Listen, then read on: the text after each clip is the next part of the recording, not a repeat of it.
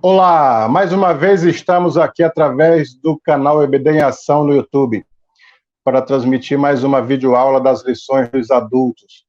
Agora o quarto trimestre de 2020, uma lição muito maravilhosa com o tema falando a fragilidade humana e a soberania divina, o sofrimento e a restauração de Jó.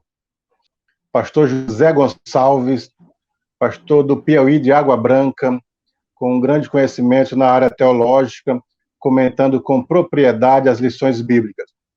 E para esse diálogo, a videoaula, nós convidamos o professor Valdeci do Carmo. O professor Valdeci é um amigo aqui de Cuiabá, ele é teólogo e tem várias outras formações, ele vai falar agora há pouco, e também escritor, palestrante e professor de teologia. A paz do Senhor, professor Valdeci do Carmo. Paz do Senhor, professor Gesiel, paz do Senhor a todos os ouvintes. É um prazer estar aqui contigo no canal EBD em Ação, pela primeira vez participando, de uma lição contigo. Tenho acompanhado seu trabalho e tenho visto o quanto ele tem crescido e tem a sua relevância, no meio evangélico em geral, sobretudo para estudantes, professores e alunos da Escola Bíblica Dominical. Um prazer estar contigo. Pois o prazer é nosso, pastor. E, de fato, nós temos aí mais de 5 mil inscritos no canal. O canal está bastante conhecido, as pessoas sugerindo, etc. E como é a sua primeira vez, eu queria que você fizesse uma apresentação aí, as suas formações, os trabalhos, para depois a gente começar já discutindo o assunto de hoje. Sou assembleiano, percebe-se, Arminiano? Arminiano, tem que ser arminiano, Arminiano Tá certo. pentecostal. De formação arminiano pentecostal. Sou membro da Assembleia de Deus desde a minha adolescência, 12 anos de idade. Ministro do Evangelho aqui pela Comademate, nosso estado do Mato Grosso. E trabalhei muito tempo, trabalho ainda, com ensino teológico, nesse estado aí do Mato Grosso, em outras partes do Brasil, ministrando cursos, palestras, eventos diversos voltados para a área educacional, E eu e o professor Gesiel já saímos muitas vezes para o interior, foram muitas viagens aí no nosso interior do Mato Grosso para ministrar curso teológico. Atualmente ainda estou como coordenador da Faculdade Evangélica Cantar de Salomão, da qual o professor Gesiel foi um dos nossos professores por longos anos ali, muitos anos. Foram cerca de 9 anos ele ministrando aulas ali na faculdade. Eu estive à frente desse trabalho até recentemente, estamos vencendo, rompendo o contrato com o fechamento da faculdade, encerro minha atividade. Mas durante todo esse tempo trabalhando ali também com pós-graduação e também com curso de graduação em teologia. Eu fiz especialização na área de docência e na área de ensino à distância. E o nosso foco principal é cooperar, contribuir com o ensino consistente da palavra de Deus nas nossas igrejas. Esse é o meu desejo principal, é o que eu tenho feito constantemente, por onde tenho passado e onde é me aberto as portas para falar, para ensinar, para ministrar, sempre focado na consistência da palavra de Deus. Maravilha, pastor Valdeci. É um grande amigo e, como ele disse, de longas datas, tivemos quase no estado inteiro ministrando palestras, ministrando aulas teológicas, os eventos voltados para a igreja, os eventos educacionais. E sempre é um prazer ter ele em parceria. E hoje vamos comentar uma lição maravilhosa, que é a lição de Jó. Como eu disse a princípio, uma lição muito relevante. O título de hoje da lição é o livro de Jó. É a primeira lição do trimestre, último trimestre de 2020, e vamos falar exatamente sobre o livro de Jó. As particularidades, a autoria, a composição, dentre tantas outras questões que a lição vem tratando aqui com propriedade. E o primeiro ponto fala autoria, local e data do livro de Jó. Como o próprio pastor escreveu aqui a princípio, ele disse que este é ainda uma incógnita sobre a autoria do livro de Jó.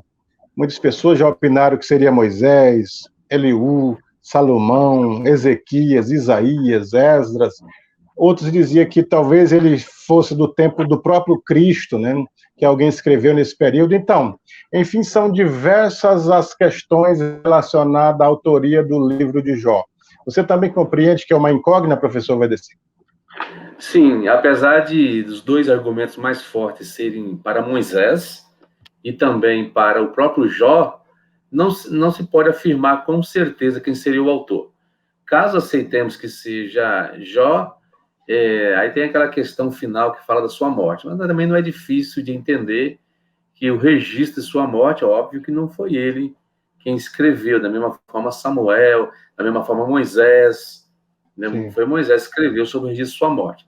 Então, se aceitar que foi Jó, também não há dificuldade, mas se foi também Moisés, o cerne da questão não gira em torno, né, da autoria, porque o importante é a percepção clara da inspiração desse livro, que traz para nós ensinamentos muito relevantes e essenciais, principalmente nos dias que estamos atravessando, né, Gisele?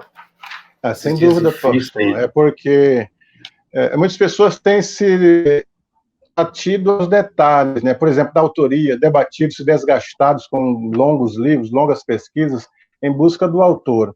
Isso também não é relevante para o crescimento espiritual, a maturidade cristã, as lições que o livro de Jó ela tem para nos ensinar, está além da autoria, né? Está além da autoria. Então, as pessoas tentam ir mais além sobre os detalhes. Mas tudo bem, ainda bem que o pastor colocou aqui algo pequeno para dizer que a gente não sabe ao certo quem é, mas isso não deixa de desmerecer o livro. O segundo ponto fala sobre a pessoa histórica de Jó. Alguns têm dito assim que Jó ele não faz relato do templo, não faz relato dos patriarcas, e parece que até que ele não é uma pessoa judaica, ou aliás, um hebreu, um israelita, né? É possível, professor Gesiel, que Jó seja um edomita, né? Não há dificuldade de enxergar isso. Ele vivia numa região que era a região de Edom, e é bem provável que ele tenha vivido também, né? Embora esteja mais à frente, né? Mas já que estamos falando no contexto da pessoa dele, é provável que ele viveu depois de Esaú, da época dos patriarcas. E ele não faz menção desses patriarcas, porque é possível que ele, embora tenha vivido nesse meio tempo aí, desses patriarcas, vivia em meio distante. E, na verdade, a intenção era narrar o que aconteceu a ele, né? Embora narrar da terceira pessoa, o que era algo comum também naquela época, não quer dizer que ele não poderia ter vivido nessa época e nem que não tenha sido um personagem histórico. Inclusive, há quem diga que ele é uma ficção, porque Jó faz parte dos livros sapienciais, sabedoria, né? É uma poesia, é um estilo literário diferenciado, que Jó poderia apenas ser uma história fictícia, não verdadeira. Mas nós encontramos testemunhos internos, né, na Bíblia que mostram que Jó era uma pessoa real, o próprio Deus dá testemunho de Jó. Deus fala acerca de Jó. E também Tiago relata acerca de Jó. Então percebe-se que ele foi um personagem real que viveu ali entre os meandros dos patriarcas. E o fato de não fazer menção a templo, tabernáculo, é porque também não existia nessa época, né? Os patriarcas não tinham ainda o tabernáculo. O tabernáculo veio após Moisés, né?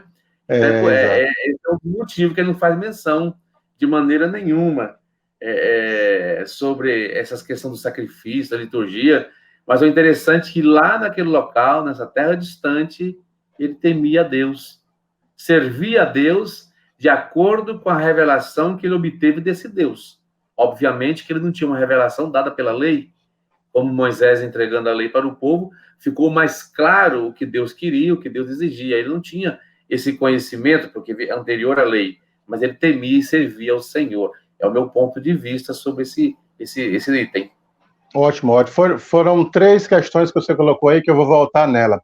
A primeira é sobre o local, né? Você disse que ali que é próximo de Edom, do deserto da Arábia. E os edomitas eram descendentes de Esaú, que eram os vermelhos, né? Significa vermelhos. Então, não só por causa do guisado, mas por causa da própria pele dos edomitas, que eram vermelhos. A região onde ele morava, ali próximo a Edom. O segundo ponto é que os que dizem que ele era da época de Moisés têm essa dificuldade de afirmar que ele viveu neste período, porque não há nenhuma referência às leis mosaicas, ao sistema de ética da lei, ao templo, ou à adoração, das leis cerimoniais. E o terceiro aspecto, professor Valdeci, é sobre o conhecimento dele, porque até esse período não havia lei escrita, no período aí da pré-história, né, período patriarcal, as pessoas não tinham a escrita, então é chamado da revelação oral. De Adão a Moisés, aproximadamente 2.500, 2.800 anos, as pessoas ouviam falar de Deus, os pais iam comunicando aos filhos, até chegar em Moisés. Moisés, Deus disse assim, Moisés, escreve isto para memorial no livro. Então já havia escrito aí, provavelmente 3.500 anos antes de Cristo, e Moisés documentou, então ali começa o Pentateuco. Mas, como você disse acertadamente, Jó já havia falado de Cristo, ouvido sobre Cristo e falava sobre Cristo, e era fiel sobre o Senhor Deus. Que embora não existisse um sacerdócio instituído conforme a lei, Jó era um sacerdote familiar. Jó fazia sacrifício pelos filhos. Claro que dentro dos modelos da antiguidade bíblica, né, onde se sacrificava animais, daqueles modelos antigos, da antiguidade, ele fazia o sacrifício aos filhos. Ele era uma pessoa preocupada com a família, ele era um verdadeiro sacerdote do lar.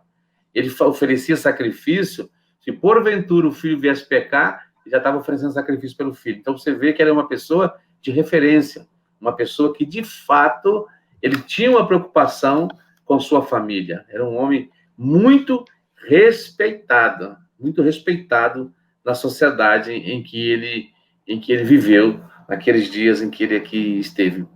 Isso é importante, eu acho que o professor ou que for ministrar relatar a importância dessa personalidade, né? E, inclusive, só reiterando, quem dá testemunho dele é o próprio Deus, né? Não é outro, né? Tem visto, meu servo Jó, homem temente, homem obediente, homem que foge da aparência do mal. E uma outra questão também, professor Gesiel, isso vai ser abordado mais à frente, né? Mas é muito bom que esse livro seja estudado à luz da Bíblia, obviamente, né? Mas que também busquemos opiniões, refletir mais sobre o problema do mal na sociedade. Por que os justos sofrem, né? Vamos falar mais à frente sobre isso, né? Acho que é muito importante que o professor tenha mais acesso a material que vai falar sobre o problema do sofrimento. Até material filosófico, né? Ajuda sobre essas questões aí. Mas você abordou um tema interessante aí sobre a preocupação de Jó, quando ele ofereceu o sacrifício em prol da família, pensando assim, talvez meus filhos tenham errado e pecado contra Deus e ofereci o sacrifício. A figura do sacrifício do altar, ela está presente mesmo no período patriarcal. Nós observamos Jacó oferecendo o sacrifício pela família, pedindo para trocar as vestimentas, tirar os ídolos que estavam no meio deles, porque iam chegar a Betel, que significa casa de Deus. E ele oferece sacrifício pela família. Isso está presente também na vida de Jó, e, gente, contextualizando isso, podemos dizer que hoje há essa necessidade de a gente preocupar pela família e não fazer um altar literalmente como eles faziam, de pedra e queimar o animal. Mas o altar da oração, o altar da instrução na Bíblia, instrução em relação às oferendas que o mundo tem para as famílias, não é isso?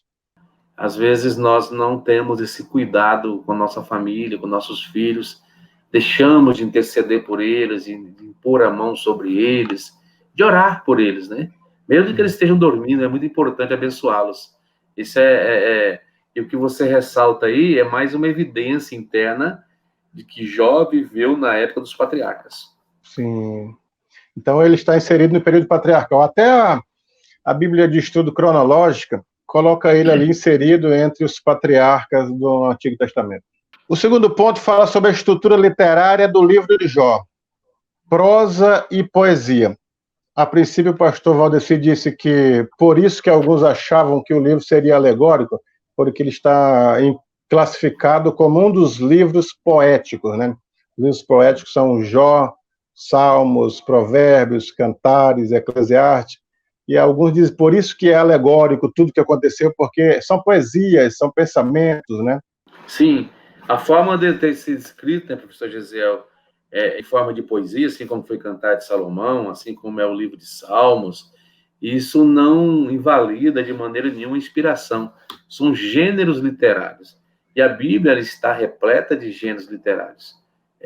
As figuras de linguagem são constantes na Bíblia.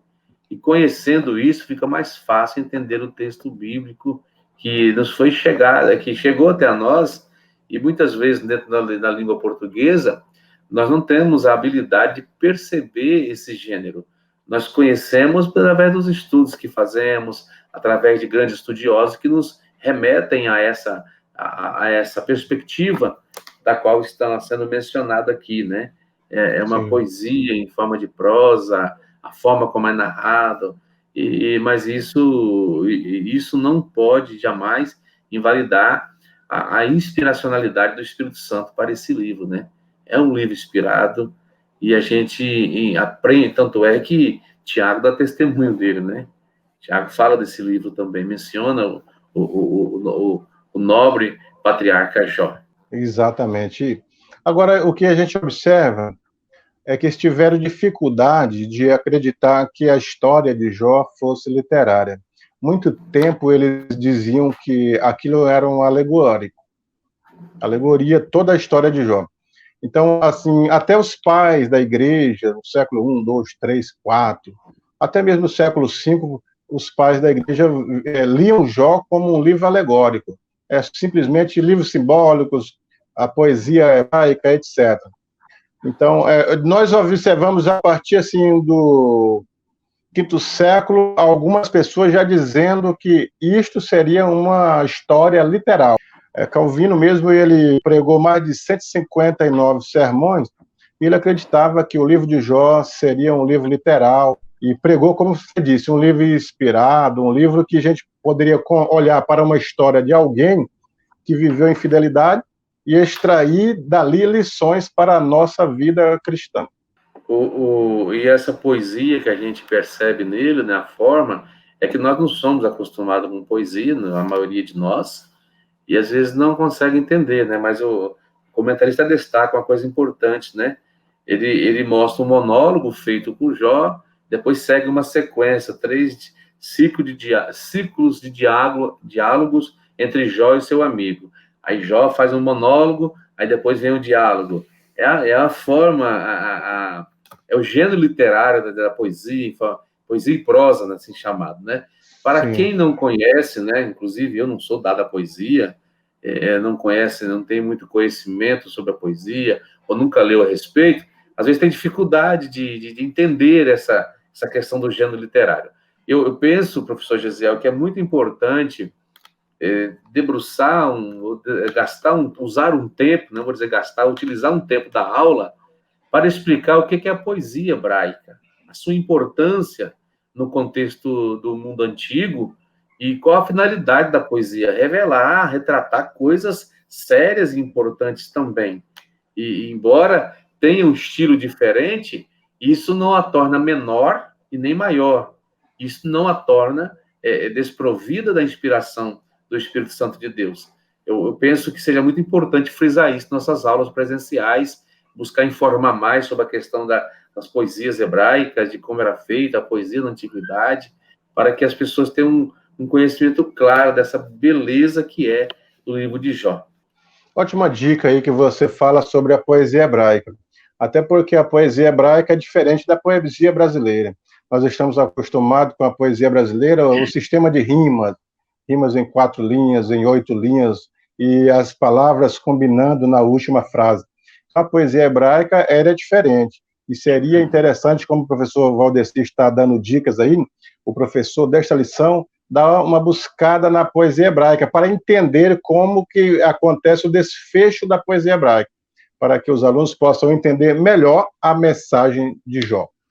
Muito bem, professor Valdeci. Aí no segundo ponto aqui do segundo tópico, o autor ele relata sobre a organização.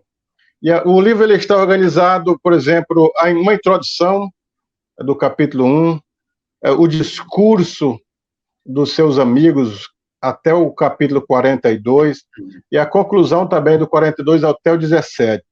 Entre os discursos, há duas entrevistas de Deus com Satanás. A primeira, quando ele fala sobre os bens de Jó, e a segunda, quando ele fala sobre a saúde de Jó. E depois há o diálogo de Jó com os amigos. Isso vai do capítulo 3 ao 37. Então é interessante essa divisão que o comentarista da lição faz sobre o livro de Jó, sobre os ciclos, né? Os discursos de Jó, o discurso de Eliú, que também é muito interessante para a gente entender a composição do livro. Sim, eu acredito que fazendo uso mostrando como é a poesia hebraica, como é o formato de se expressar de forma poética, isso vai ajudar muito na compreensão. A poesia no Oriente Médio era uma realidade, né? Inclusive tem um livro interessante, que é um livro voltado para o panorama do Antigo Testamento, da editora Vida. É um livro, se eu não estou enganado, editora Vida Nova. Ele faz todo um tratado falando como era a poesia e sabedoria no Antigo Oriente Médio, né? Sim. E Israel herdou uma tradição literária longa e bem desenvolvida dentro desse Oriente Médio. Então, o livro trata sobre isso. Muito bem. O terceiro ponto, professor Valdeci, é a abundância de figuras de linguagem. O que são figuras de linguagem? A gente encontra muito isso também nas poesias, no livro de Salmos. O próprio salmista diz assim, que ele chorou que fez a cama nadar nas lágrimas. Então, não significa literalmente que a cama dele estava nadando nas lágrimas, mas ele é uma figura de linguagem. Aí, né? Uma figura de linguagem para expressar que chorou muito, né? Isso. É igual nós falamos com nossos filhos. Já falei mais de 1000 vezes, menino. As mães falavam com a gente, né? Isso é hipérbole, a hipérbole. Isso está presente na Bíblia. E às vezes a pessoa, se pegar tudo literal o texto, não vai compreender que existe essa nuance da figura de linguagem, né? Em muitos textos bíblicos. Muito bem lembrado, professor Gesiel, sobre isso. Pois é, e às vezes até nós usamos no nosso dia a dia. Por exemplo, estou morrendo de fome. São expressões para dizer com quanta fome nós estamos, né? Morrendo não está, de maneira nenhuma. Então, eu tenho certeza. Eu acho muito importante, eu acho, na aula inicial, apenas um ponto de vista meu, até elucidar uma situação, é a questão de Satanás. Né? Quem diz que esse Satanás que aparece aí não é o Satanás adversário de Jesus, o mesmo diabo, né, que aparece no Novo Testamento, que seria apenas uma expressão do mal, etc. Mas a gente vai para comentaristas mais ortodoxos, mais abalizados nas escrituras e dentro da nossa linha, que defende todos esses princípios da palavra como inerrante, infalível, e ele vai crer perfeitamente que esse Satanás é o inimigo de Deus mesmo, né? Podemos dizer, o arqui-inimigo de Deus, aquele que procura se opor a tudo que Deus quer fazer. E o que estava em jogo ali era a fidelidade de Jó, era a obediência dele, se era através de coisas materiais ou se era porque ele amava a Deus acima de todas as coisas, né? Esse é um ponto importante de observar. Era um personagem real, que tinha acesso a Deus. Ele tinha acesso a essa reunião que Deus fez com seus filhos, com os anjos, ele apareceu. E um outro ponto interessante, quando Deus pergunta de onde vem Satanás, eu venho de rodear a terra e passear por ela. Ele poderia falar assim, eu vim lá do inferno, lá dos quintos infernos. Mas você vê que Satanás não está no inferno. Ele será amarrado e lançado lá. Mas ele não está no inferno, ele está solto, está no planeta Terra. Ele está na atmosfera. Se você vai para o livro de Daniel, por exemplo, onde o anjo Gabriel ficou preso por cerca de 21 dias, onde ele queria levar uma mensagem a Daniel, uma resposta das orações que Daniel havia feito, não pôde passar porque o príncipe da Pérsia, com suas hostes, bloqueou esse anjo, não deixou ele atravessar, até que Miguel veio e o atravessou. Então você percebe que o plano de ação de Satanás é na atmosfera, é no mundo, é nas regiões celestiais, a qual fala Efésios também. Aí cai por terra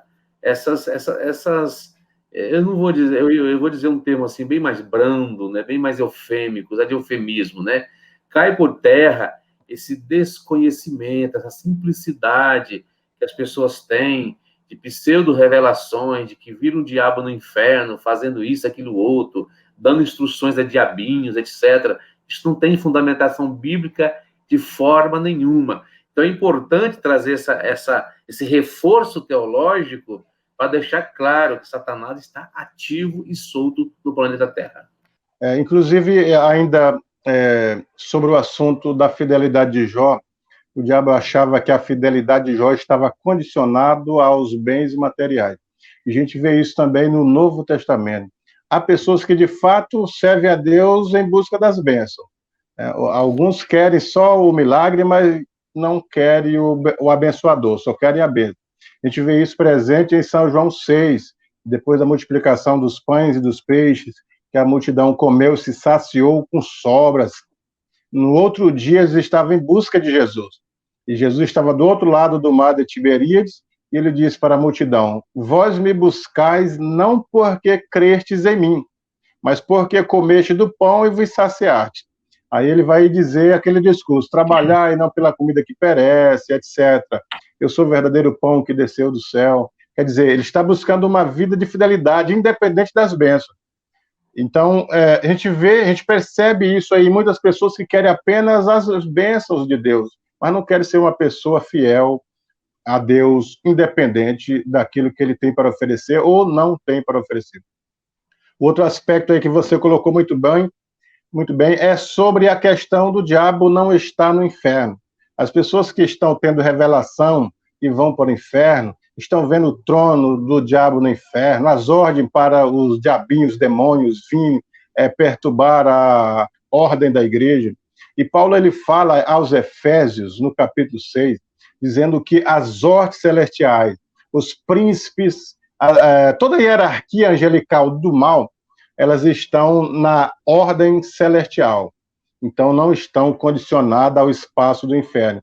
Então, toda profecia ou toda revelação que vier desprovido de embasamento bíblico, ela não deve ser aceita como uma verdade absoluta, mas deve ser analisada, deve ser ensinada, como você disse aí, porque muitos irmãos, eles estão na ignorância, não conhecem de fato as doutrinas bíblicas e depois eles ficam engodados por pensamentos, suposições sobre os assuntos relacionados ao céu, ao inferno, ao diabo e a Deus. Inclusive, o que eles têm de visões é aquilo que, nas suas visões, revelações, é o que está no senso comum, no seu subconsciente. O senso comum vê o diabo lá no inferno, com várias repartições, igual o inferno de Dante, né, relatado no inferno de Dante, que tem lá a crença comum que se existe. Na verdade, o ensino bíblico não é isso. O ensino bíblico não está expondo isso de maneira nenhuma. Muito bem esse assunto, eu penso que é muito importante ele ser complementado, eu acho que implementado, melhor dizendo, dentro do contexto de apresentação da lição desse trimestre. Eu creio que eu farei a abertura lá na Cidade Alta, e eu quero trazer todas essas nuances de Jó, abordando, complementando essa lição de uma forma que a pessoa possa entender tudo que existe dentro do livro de Jó, esses pensamentos errôneos acerca de Satanás. É bom que haja uma clara compreensão quanto a isso, tá? É o meu ponto de vista, né, a partir, né, penso eu que a partir daquilo que a Bíblia revela, né? Penso ser um pensamento bíblico, tá bom? Sim. Então, são dicas do professor Valdecei para os professores que estarão ministrando aí nesse trimestre seguinte. Muito bem. No terceiro tópico, nós temos a natureza e mensagem do livro de Jó. E já entra com uma questão: por que os justos sofrem? Por que, professor Valdecei, que os justos sofrem? Será por causa do pecado? Ou estão em pecado e por isso sofrimento? Não são fiel, não conseguem dizimar direito ou ofertar direito? Por isso vem um castigo? É uma coisa interessante aqui, aí entra o que nós falamos no início. Seria muito bom ter acesso a algumas obras sobre o problema do mal. Agostinho já fala sobre o problema do mal. Existem outros livros também que tratam a questão do problema do mal, o mal no mundo de forma geral, né? Também no Antigo Testamento há uma crença que Deus é que criava todo o mal, Deus que trazia o mal, trazia o bem, enfim. Eu penso ser importante caminhar trilhar esse caminho com muita segurança, com muito equilíbrio, porque existe o que é chamado de hermenêutica pentecostal, vamos dizer assim, de interpretar as coisas só pelo viés espiritual. Hoje, se uma pessoa está em pecado, ou melhor, se uma pessoa está sofrendo, atribui-lhe pecado, o que não foi muito diferente dos amigos de Jó. Não foi. A gente vai ver mais em lições posteriores que existem algumas teologias ali implícitas nessas falas dos seus amigos. E você vai observar que há um entendimento hoje também, devido à pregação da teologia da prosperidade, essa ênfase demasiada à teologia da prosperidade, essa confissão positiva que existe hoje, de que o sofrimento é só para o ímpio, o sofrimento é só para o descrente, que o crente não pode sofrer. Se ele sofre, porque ele está em pecado, ele está em erro com Deus. Bom, nós tivemos aqui exemplo recente, 2 grandes homens, né? Tivemos muitos outros, né? Posso numerar 4, agora me vem à memória, né? Pastor Sebastião, pastor Rubens, pastor Zé Geraldo, pastor Damasceno, homens que sofreram com a doença e morreram com ela. Eles estavam em pecado? Obviamente que vamos dizer que não. Então, o mal, ele é resultado do pecado no mundo? Sim. De certa forma, o mal é resultado do pecado no mundo. Ou melhor, de forma direta, o mal que existe no mundo é consequência direta da queda de Adão, sem dúvida nenhuma. Mas isso não quer dizer, quando alguém de nós adoecer, que ele esteja em pecado. Não, de maneira nenhuma. Enquanto estivermos aqui na Terra, nós iremos padecer toda sorte de enfermidades que existem no mundo. Estamos sujeitos a elas. Estamos sujeitos a doenças, sujeitos a morrer atropelado, sujeitos a bater o veículo e morrer de um acidente aéreo, de um acidente de veículo, morrer dentro de casa. Estamos sujeitos a sofrer do coração, sujeitos a sofrer demência, sujeitos a ter derrame. Estamos sujeitos, porque o mal está no mundo. E nós estaremos, enquanto estamos no mundo, nesse corpo físico, somos sujeitos a toda sorte de males. Obviamente que o nosso apelo constante, nosso pedido a Deus, quando está dentro de sua vontade, ele não nos deixe passar, nos livra do mal, nos livra de cair em tentação, nos livra de acidente, nos livra de enfermidade, inclusive cura enfermidades nos dias de hoje também. Mas a grande resposta que esse livro de Jó vai trazer é mostrar que o justo também sofre. Só que a grande diferença que existe são duas. Primeiro, muitas vezes o sofrimento de um justo tem o seu propósito, tem um propósito didático, tem um propósito pedagógico. Embora exista a teodiceia do mal, né? Há tantas explicações para ter a questão do mal, né? Que vão trazendo um monte de conceitos para o mal no mundo e o mal na vida do ser humano, e uma delas é a teodiceia pedagógica, o conceito pedagógico. Sofremos para aprender, para sermos aprimorados, para sermos aperfeiçoados, assim por diante. Mas, deixando assim de forma ampla, eu acredito que seria muito importante que o professor estudasse mais um pouquinho sobre essa questão do mal, buscasse mais fontes que relatam sobre a questão do mal dentro do mundo em que nós vivemos, para ele ter uma lição mais solidificada, mais forte, mais ampla dentro dessa questão, dessa temática tão importante, para tirar de vez, professor Gesiel, essa crença de que crente não passa por sofrimento. Muito boas colocações, é verdade. E, inclusive, você disse aí sobre a questão do mal proveniente a partir do pecado original. É lógico que com o pecado veio o sofrimento, a angústia, a morte. São resultado do pecado original, o pecado de Adão.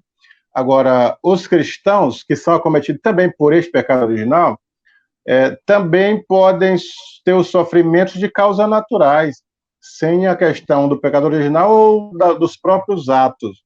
Nós adoecemos por causa do clima, qualquer fator relativo à natureza pode nos atingir também. E, de fato, professor Valdeci, há também aquelas doenças que são consequências do pecado. Tiago parece dizer assim, que e se houver cometido pecado, lhes serão perdoados. Você entende isso também? Sim, existe sim doenças que ela vem sobre a vida do ser humano por um pecado específico também, como uma Sim. consequência direta de um erro. Aí nesse caso aí, eu até acredito que pode haver da parte de Deus uma correção para ele, né, de forma específica, para que ele venha ao arrependimento, uma reflexão sobre o que ele está fazendo. O que eu não posso é generalizar, Generalizado. dizer que todos que estão passando, sofrendo algum tipo de doença, porque pecaram, tiveram um tipo de pecado que ocasionou essa doença na vida dele. Isso eu não posso generalizar.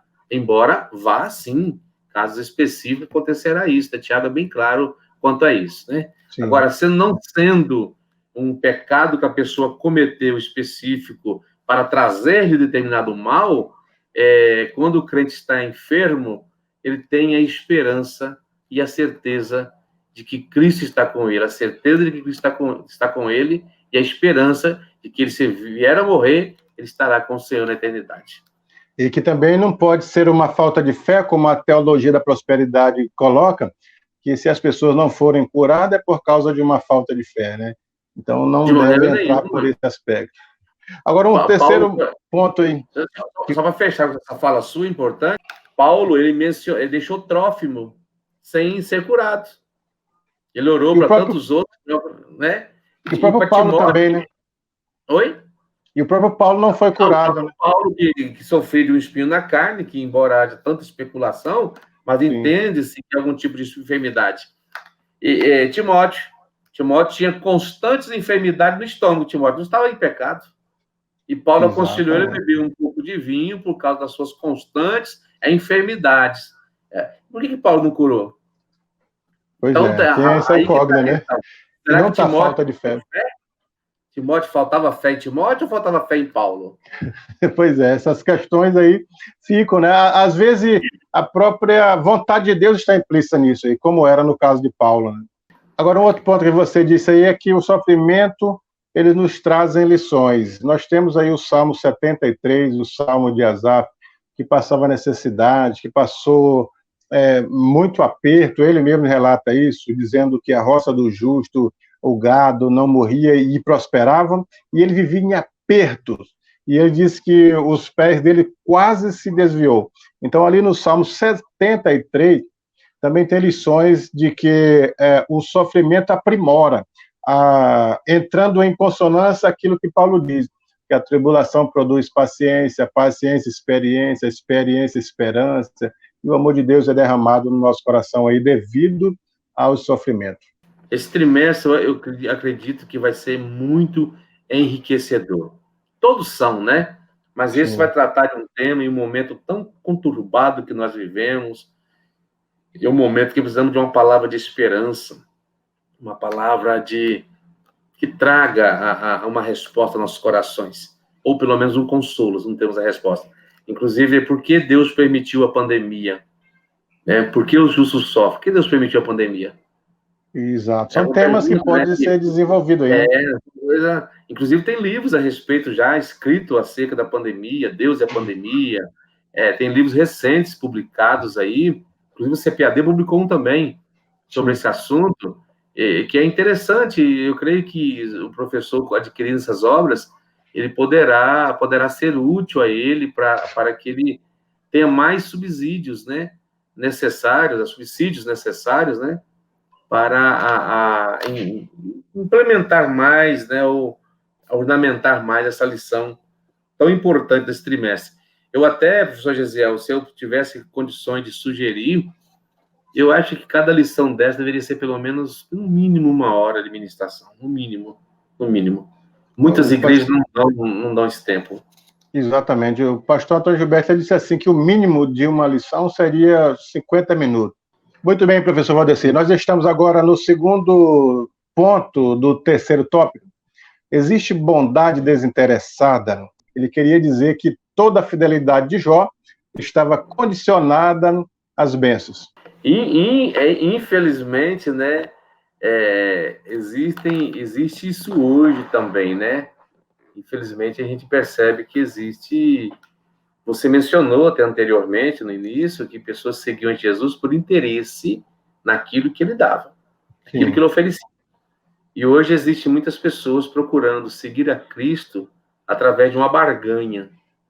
É um evangelho pregado mostrando que se você crer em Jesus, vir para a minha denominação, você vai passar a ter isso. Antes eu não tinha nada, hoje eu tenho 2 carros. Antes eu tinha dívida e hoje sou empresário. Isso não é evangelho. O evangelho não é barganha. Então existe bondade desinteressada? Existe servir a Deus sem interesse?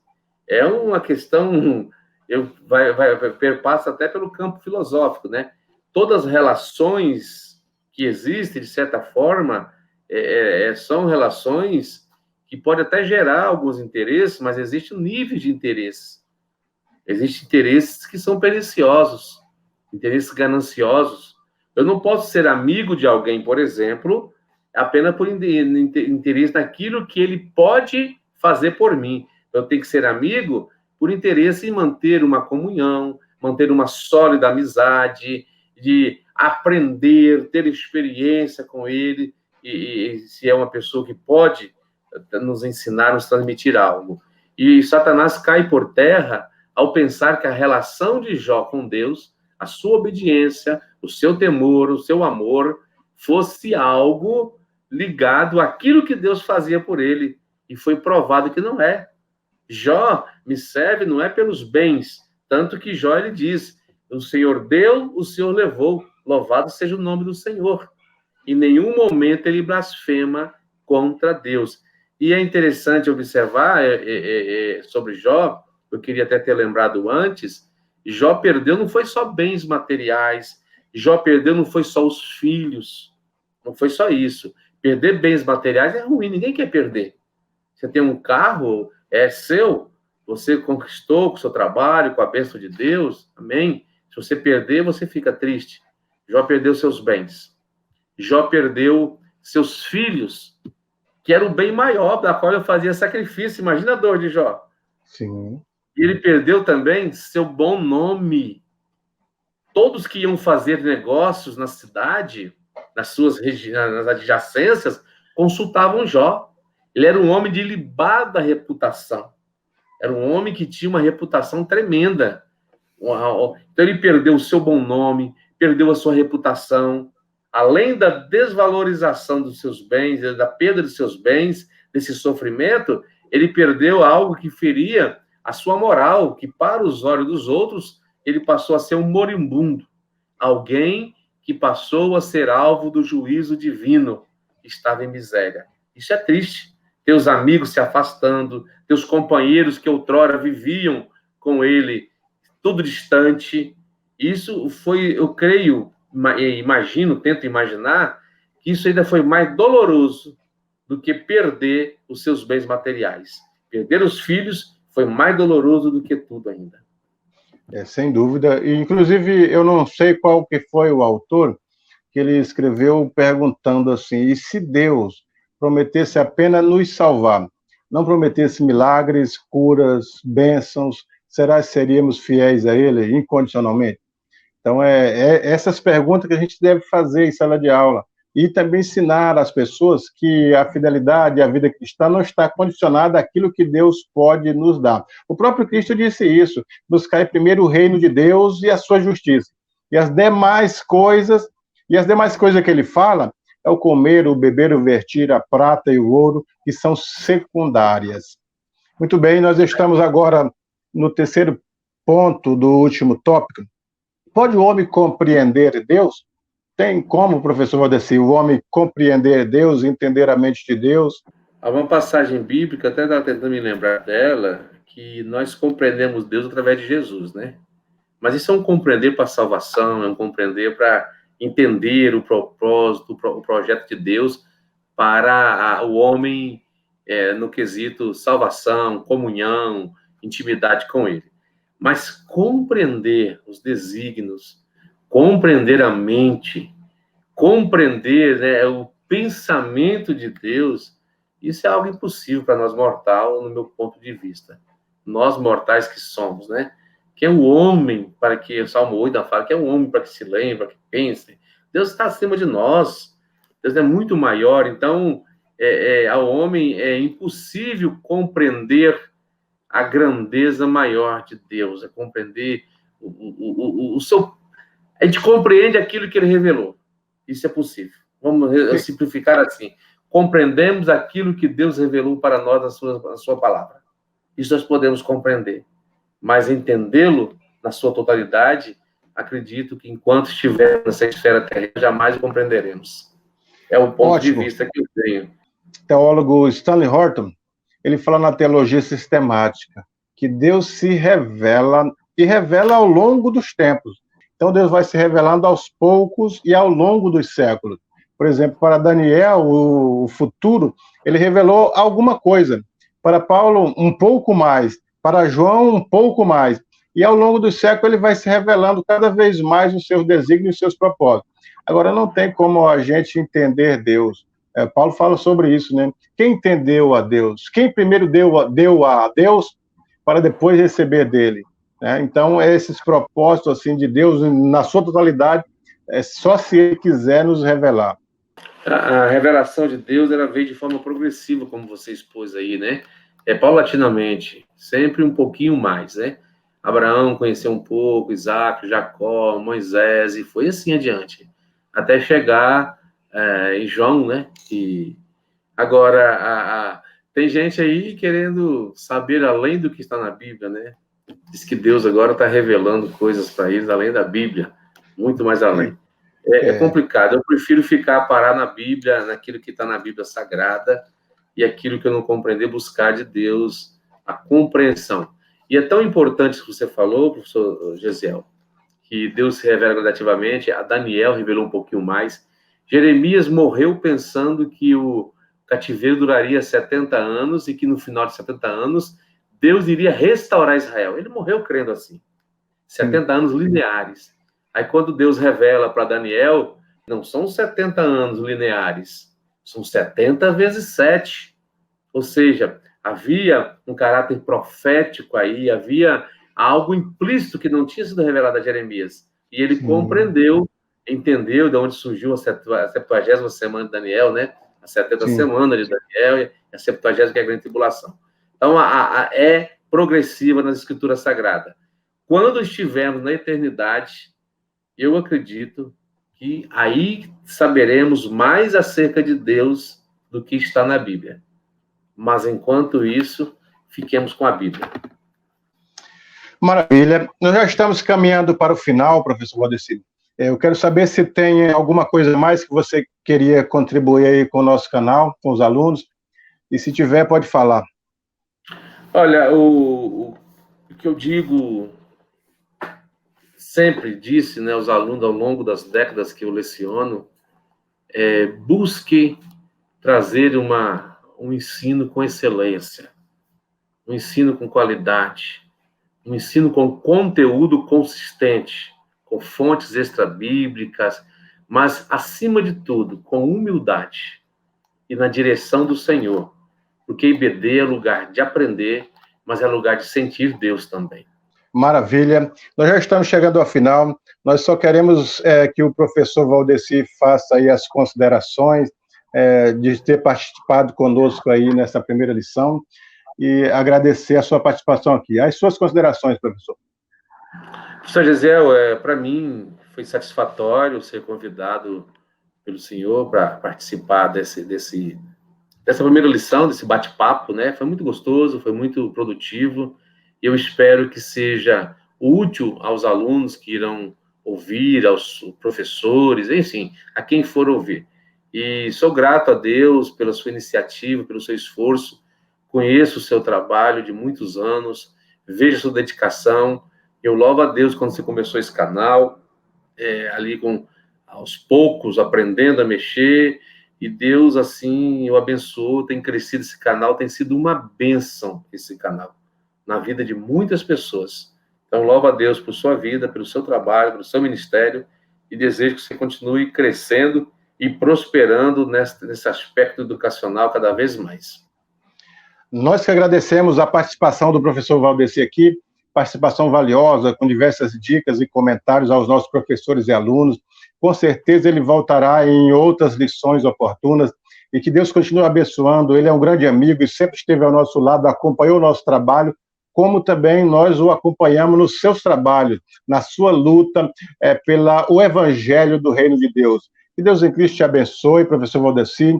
Uma boa aula a todos os nossos alunos e voltaremos na próxima lição com novos vídeos aulas para os nossos alunos. Que Deus em Cristo vos abençoe.